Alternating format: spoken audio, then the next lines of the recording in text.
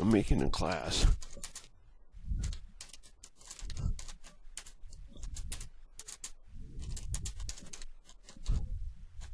What I'm going to do is demonstrate class rep and show how it uses stored compiler information. First of all, I'm going to fill in this record.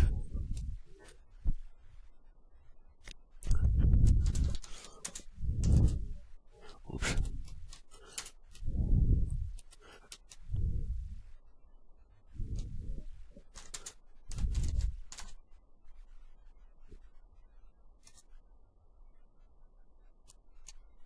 Terminator.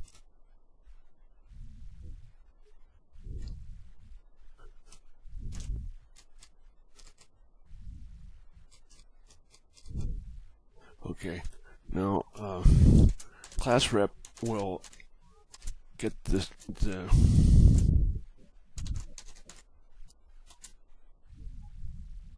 it accesses the symbol table the compiler uses, and it will display. So it's kind of like a IDE debugger, but it's command line driven. Now it has the structures for pretty much everything. So now a similar feature is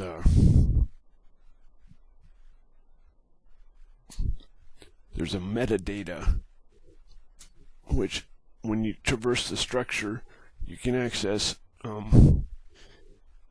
other data.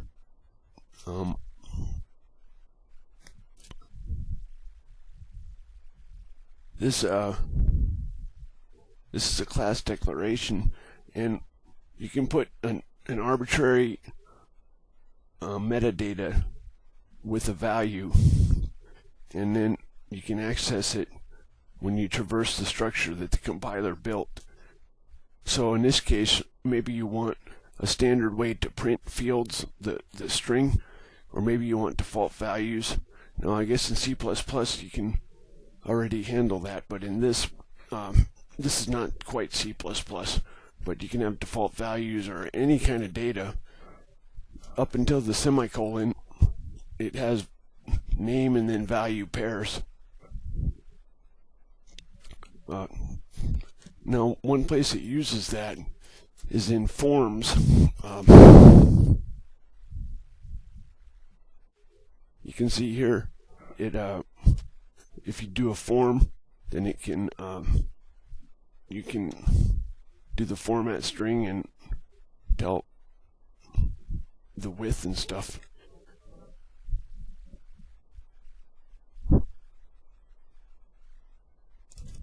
Now we're going to look at some features of the documents. Now the form we just looked at had a data widget. Now we're going to look at a text widget with a callback.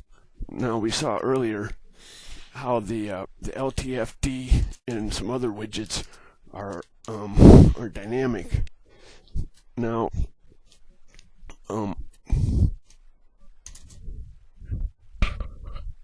every time it refreshes the screen, it calls a callback when it gets to this point, and the callback function supplies the text that it's displaying. Now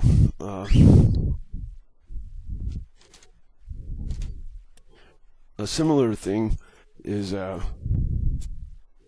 called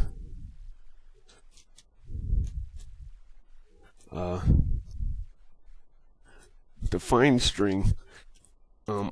Define load. Okay, let's say we have we're going to make a define string callback. So we Control L goes to the widget selection. We did a text widget, and the define string we want is test. So right here,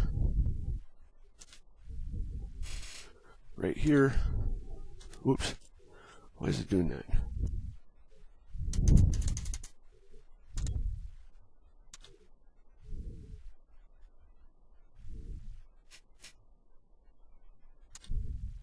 Okay, there it is. I don't know why it did that. Anyway, there's a text widget with the defined string, and the defined value is test. And oh, I know why. It's because it's not defined. That's why it's doing that. Now, if we do define test, okay, suddenly we have that word appear there. That's because it looked up the value in the compiler symbol table for test, and then it got that text. Now, define load, we can redefine it too. It's dynamic. That's how I show the age of the LoseThos and the line count and stuff. With it's kind of like form letters. You can use define load is the same thing.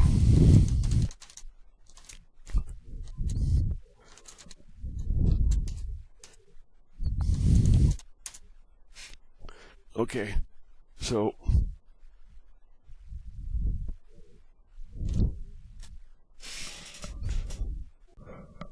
okay, now we're going to look at some compiler features. First of all, the compiler can be invoked from inside code with exe putS or exe printf, and it returns the value of the expression. So, for example, what this does is mgetS will prompt the user for some text, and it'll use malloc, so you can never have a buffer overflow. And then it invokes a compiler on what they typed, and then it'll print out that many asterisks, carriage turn line feed, and then it'll free it. So if we say 2 plus 3, oops, I didn't do 2 plus 3. We say 2 plus 3, we got 5 asterisks. Or if we say I64J equals 3, J times 2 plus 1, we got 7 asterisks. Or if we come up here, we say I64L equals 4, then if we run it, we say L plus 3, we got 7 asterisks. So anyway, there's a preprocessor directive that will jump to the shell to the command line and compile some statements, and then it can put text into the stream being compiled. So normally this is for static binaries, but we're doing it on a just-in-time. So it prints hello, it prompts for some code, and then it puts the code into the stream being compiled. And so if we say what is goodbye, and we got hello, goodbye, and we didn't have a carriage return line feed. Anyway, now it compiles statement by statement and executes. When it hits a function, it waits till it gets to the end, and then you invoke the function. So this is perfectly valid right here. You can define U8 is a character, and so we're defining an array of characters. It looks like it's variable length, but it evaluates it at the time it's compiled. It evaluates I at the time it's compiled. So that's how that works. Now, some tricks that LoseThos uses is it converts variables to constants, which makes them more efficient when the compiler runs. So it's really easy to convert a variable to a constant.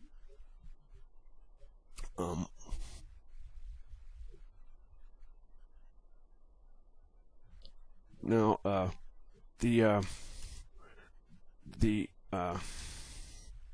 we're going to do a color change, color red. Now the compiler is invoked even on is invoked on document commands. So if I say red +1 and switch back, we toggled to plain text. Now we go back to regular mode, and now it's purple. That's red +1. Or if we say I64, let's say LL equals brown. Then if we come up here and if we say LL, now it's brown. So the compiler's invoked all over the place. It doesn't have much overhead starting up, so it's used all over the place. Now, one thing I wanted to show is scoping. The compiler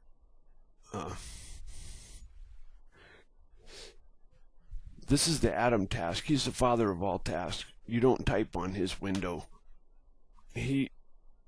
Tasks inherit the symbols of parents. So if we make a symbol, that this will execute some code in Adams by Adam. So we say Adam, let's say JK equals 6. We don't see anything. Now we have a variable that's system-wide. Anyway, a regular variable is just like a local variable, local environment variable, but that's like an environment variable for Adam, and it's really elegant how startup works. All it does is it does like an autoexec.bat. It starts up. When it starts up, it starts executing this code, and these files load symbols and code into Adam's tables, and then at the end of startup it spawns some user windows, and those inherit all the symbols in Adam's tables. So it's really elegant.